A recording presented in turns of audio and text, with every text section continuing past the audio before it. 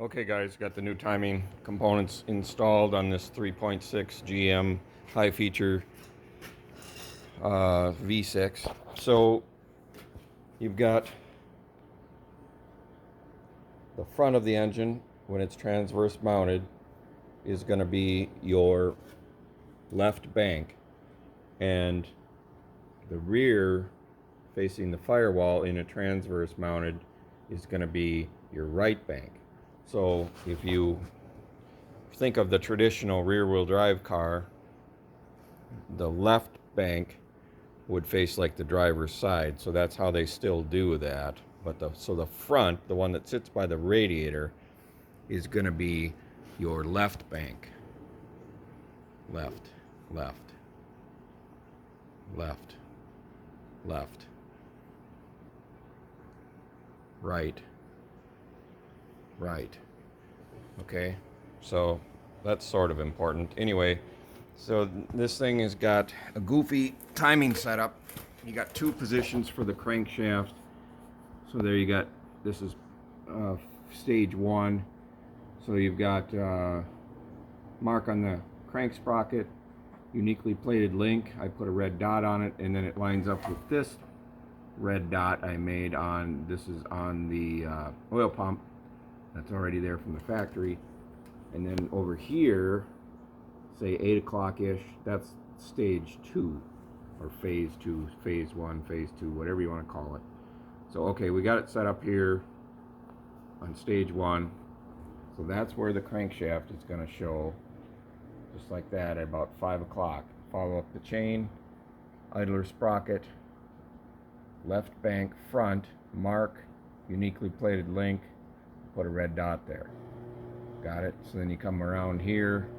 This is going to be a little harder to see, but right bank front, in there is the dot, the mark, and the dot I put on there, and that lines up with the black link, the uniquely plated link that's right there. Might not focus, but okay, so that lines up, everything lines up there. And then you're on this position of the crankshaft, where it's at the number 5, we're going to be concerned with the left bank. So this is the way it's going to look. Down here on this sprocket, there's a hole, a window, and behind there, I suppose you're not going to be able to see it, but there is the uniquely plated link. And I put a red dot on that and a red dot here. Now those line up. Now you got to be careful with that, because it can't just be sort of in the window one way or the other. It's got to be dead center in the window. So if you can't see the link pretty much dead center, you're probably off a tooth. So you're going to want to make sure that you got that uniquely plated link centered as much as it can in that window, in this position. Then you follow up. You see left and the uniquely plated link, put a red dot on it. This is the exhaust.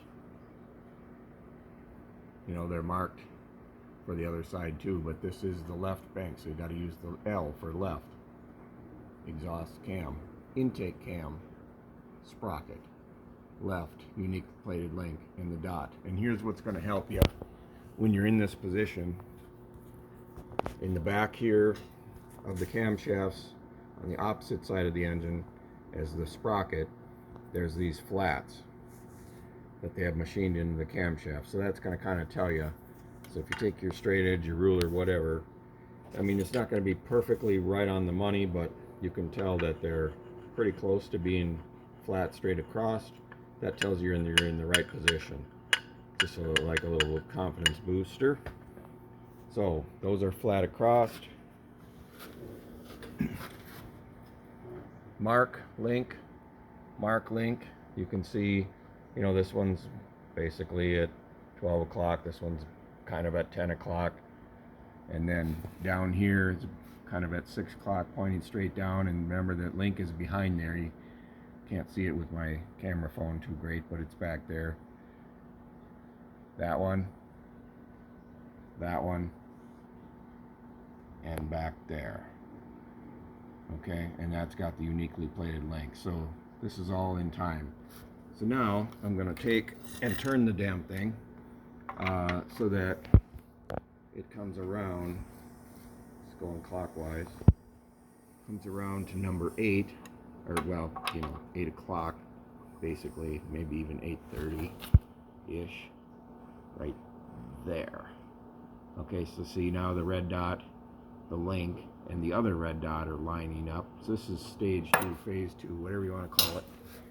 And that would, now we're on the right bank. So same kind of deal, intake, link, right dot, exhaust, link, dot, right, exhaust, intake. And then down here back there is the hole, the peep window, which right there, which I put a little dot by. And here's your link, your uniquely plated link, and see how that lines up there. So that means everything there is good. That's phase 2. So it's going to look different on the front side in phase 2. So you've got to kind of do both. And then back here, same deal. The straight edge pretty much lines up on those flats. That tells you your cams are in the right position for phase 2. Kind of complicated, kind of confusing. The first time you do it, after you've done it a couple of times, it's not so bad. Just be very careful, double check, triple check, make sure you got it right, because if it's off even a little bit, it ain't going to work right. You're going to get codes and it's going to run terrible, and if it's too far off, you're going to bend the valve. So these are all 18 foot-pound torque on all these bolts here, all the 10 millimeter headed bolts for the tensioners and the guides and everything. These on the this is actually an idler sprocket. It just spins freely. It's not driving anything. Those are 43 foot-pounds. VVT camshaft sprockets are 43 foot-pounds. You should hold the camshaft inside here. There's a flat, you can use a 19 millimeter wrench on to hold it while you torque these. These are 43 foot-pounds also. I've replaced everything in here. These two, all the chains, all the guides, and all the tensioners. Well, not all the guides, I shouldn't say, because I want to show you this here.